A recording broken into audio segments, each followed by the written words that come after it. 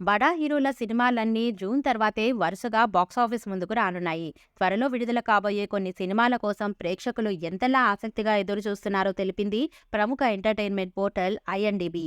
అత్యధిక మంది ఆసక్తిగా ఎదురుచూస్తున్న చిత్రాల జాబితాను కూడా విడుదల చేసింది. ఇందులో ప్రభాస్ కల్కి 2898 ఏడీనే టాప్లో నిలవడం విశేషం. టాలీవుడ్ నుంచి ఆ లిస్టులో ఉన్న తెలుగు సినిమా కూడా ఇదొక్కటే.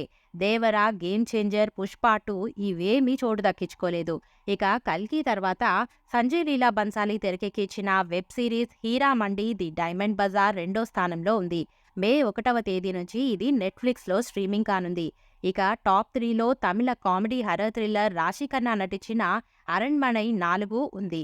నెక్స్ట్ పొజిషన్స్లో ఆ లిస్టులో ఉన్న సినిమాలు Srikanth, Thangalaan, Nadigar, Mr and Mrs Mahi, Turbo, Guruvayoor Ambala Nadayil, Malayali from India.